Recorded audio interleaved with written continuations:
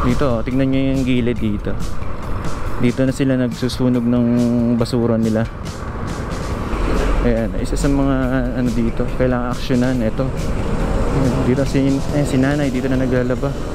Hindi humuhupa yung tubig dito. So, ayan yung hagdan, paakyat. Meron silang nilagay dito na toilet bowl. Daanan to ng mga truck. Etong ilalim na, may foreigners dito. Ang ginagawa ng mga Amerikano dun. Alright, nandito tayo ngayon sa Radial 10 or R10. At mag-a-update tayo ng sitwasyon ngayon dito. Etong R10, kilalang lugar ito na notorious pagdating sa mga yung mga umaakyat sa mga truck, mga snatcher. Talagang ano to, kinatatakutan itong lugar na to. Lagi itong nababalita sa mga news na may mga umaakyat dito. Yung mga truck, especially yung mga truck, sila yung mga number one na ano dito, na binibiktima ng mga jumper boys dito. Kaya inaakyat yung mga truck nila, ninanakawan ng battery. Pag may nakita ng mga pwede pang pakinabangan na gamit, naakyatin, nanakawin. And dito pala yung ano nila, takbuhan. Mamaya puntahan natin yung ilalim ng tulay na to. And makikita natin yung kung saan sila tumatakbo. Ito rin yung mga, ito rin yung isa sa lugar na kailangang asikasuhin ni Mayor Isko. Ayan o, kita natin dito may mga nagsiga pa dyan.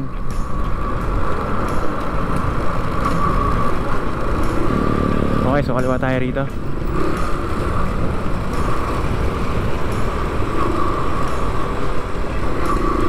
Dito grabe yung ano, may mga tambak ng basura.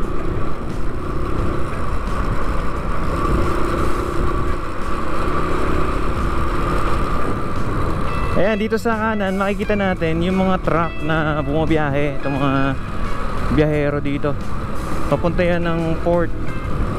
O iba dyan galing ng port.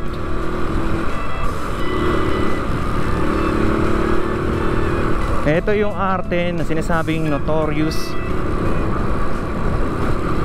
pagdating sa mga jumper boys.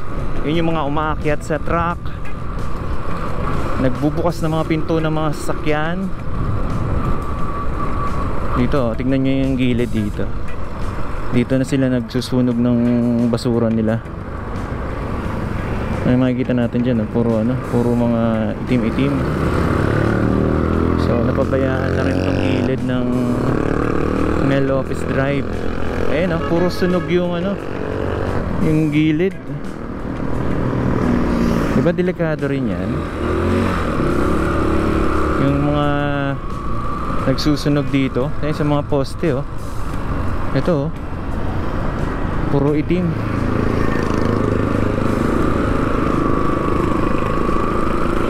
Ito yung daan papunta dun sa Baseco eh. Ayan oh. Pagka lumiko dyan, marami tayong makikita dito ng mga barge. Ayan, nasa ibaba. And meron din tayong makikita mga bahay dun sa ilalim ng tulay. Ito yung Pasig River. Ito na yung pinakadulo. Dun banda Manila Bay na yan. Ay, marami mga ano dito, mga nakatambay na mga barge dito. Iba't ibang mga kalakal yung laman ng mga yan. Ito yung madalas na tinatambayan ng mga jumper boys. Madalas yan, umaakit sila sa mga truck. Yung iba dyan, nag-aabang, nagbubukas ng pintuan ng mga sasakyan.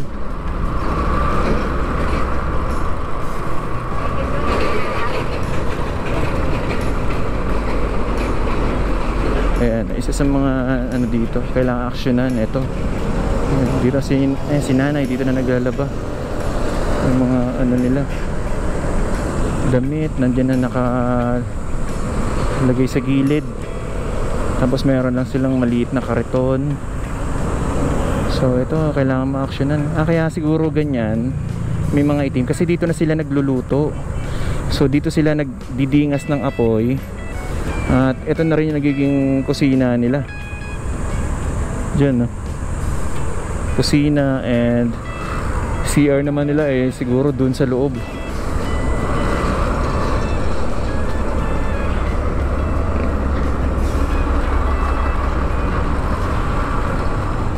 Ayan. Nakakapasok pala sila kahit na may fence na to. Nakakapasok pa rin sila sa loob niyan. So dyan sila nagsi-CR. Kasi ito naman yung nagiging tambayan nila sa sa hapon. Yan. Ayun, kung mapapansin nyo, may mga nakagrupo ng mga kabataan doon na kalalakihan nakatambay doon sa may puno.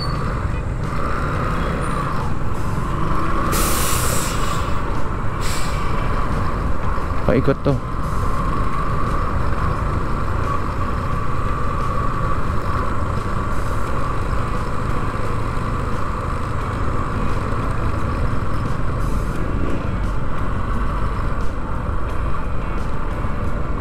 Grabe pala yung baha dito. Ito, ano na. Parang hindi humuhupa yung tubig dito. Sobrang taas ng baha. Ano kaya kailangang solusyon dito?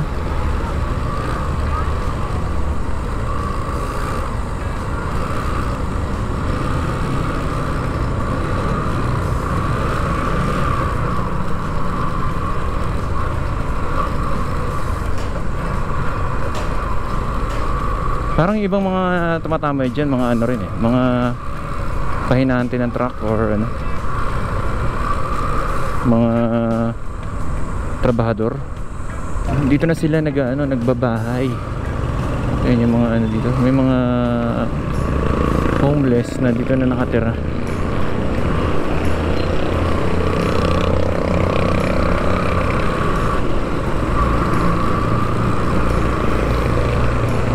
Ito yung ibaba. Dito yan tambak ng mga basura.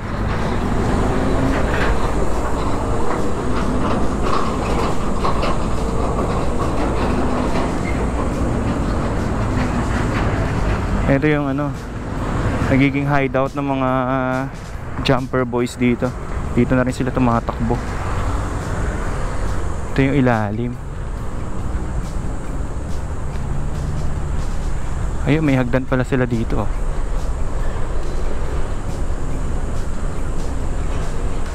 Dito may may yung mga basura nila nandito sa ilalim. So dito tayo galing kanina. Ayun yung hagdan, paakyat.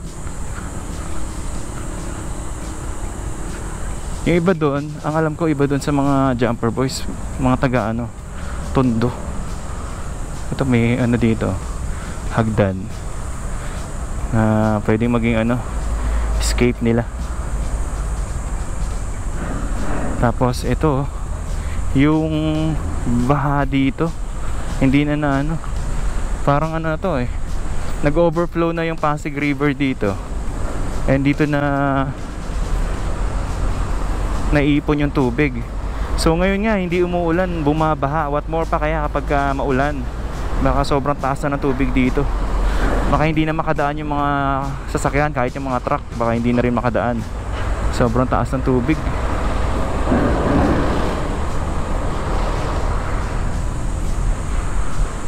May sila dito. May ginawa silang CR. Buti naman kahit paano meron. Kesa naman yung ewan ko lang kung gumagana to. Meron silang nilagay dito na toilet bowl. So dito sila nagsi-CR.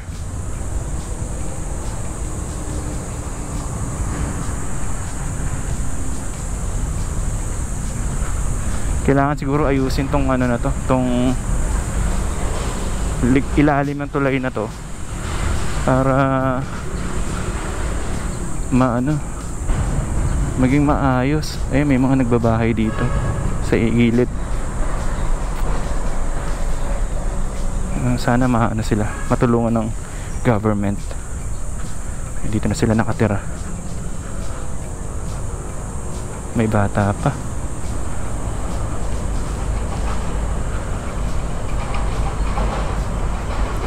Ito na yung ano, R10. Paakyat ng flyover.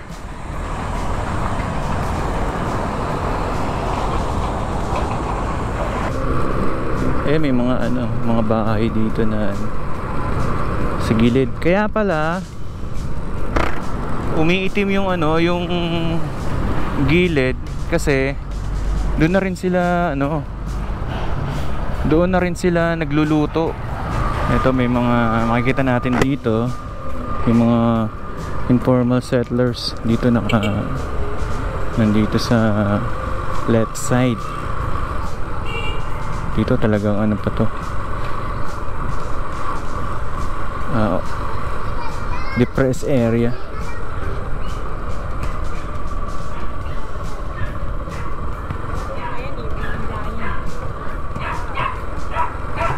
Ayan.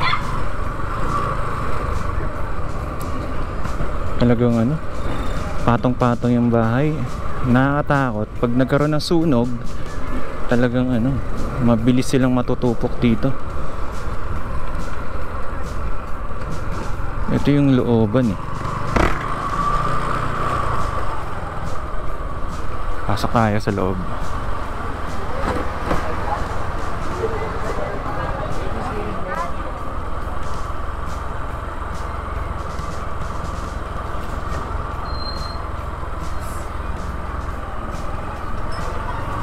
Excuse me. So umikot lang tayo.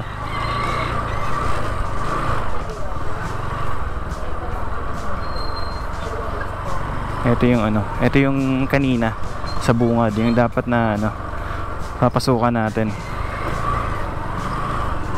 Ito yung bandang ano, ilalim ng tulay. Pero hindi naman siya totally ilalim na ilalim. So ano pa rin, bandang gilid.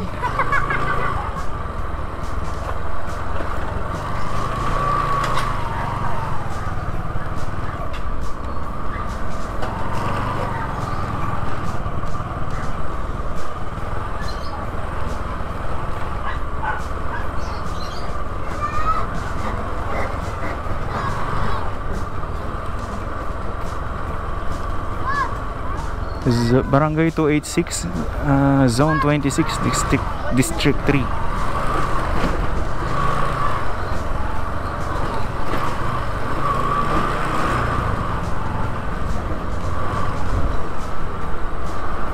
Okay, balik na tayo dito sa may R10.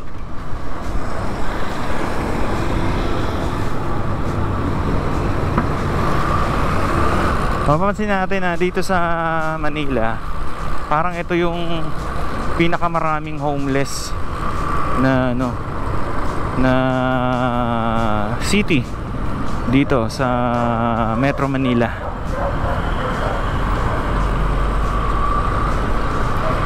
May ilan akong na-interview dati na mga homeless. May ano sila, may bahay talaga sila. Isang pamilya, may bahay talaga sila. Sabi nila sa Bagong Silang daw sila nakatira. Pero every weekend lang sila umuwi doon. And every weekdays dumadayo sila ng Loton. And doon sila nag-homeless. Bali nakatambay sila doon. And doon daw kasi nagkakapera sila pag namamalimos sila. Dito ilalim ng tulay, daming nakatira. Ito ilalim to ng R10. Ayun, may mga bahay sa loob. Sa mismong ilalim nitong flyover. And dito sa part na to, dito yung binuksan yung pintuan ng sasakyan na nakalimutang ilak ng may-ari. At taga rito banda yung mga yung mga nahuli na mga teenager na lalaki. Okay, so dito tayo dadaan sa gilid naman, sa kung saan daanan to ng mga truck. Etong ilalim, may foreigners dito. Ang ginagawa ng mga Amerikana dun, may mga foreigner dun na ano, na nakatayo.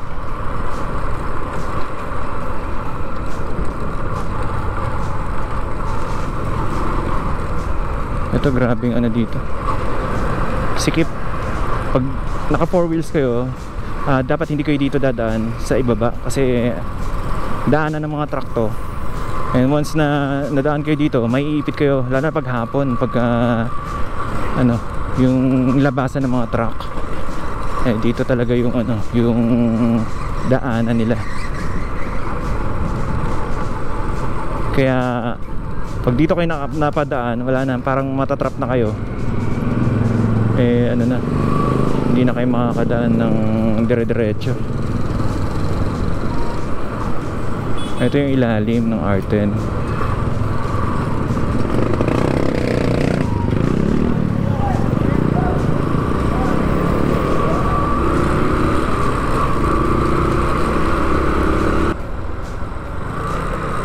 So ito pala yung ano, naging ano nila, bahay na, oh.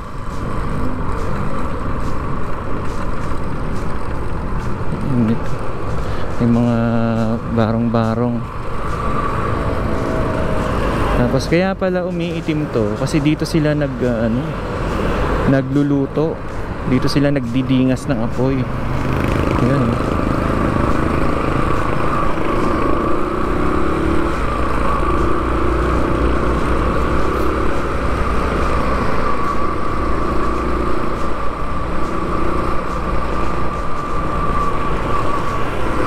Alright, maraming salamat sa pagsama sa akin dito sa simpleng update natin sa Mel Lopez Boulevard, or mas kilala bilang R10, Radial 10, na tinuguri ang notorious sa mga pagdating sa mga jumper boys na umaakit ng mga truck at mga nang bubukas ng mga sasakyan. So magkita-kita po ulit tayo sa mga susunod na update. Thank you so much and God bless po sa inyo lahat.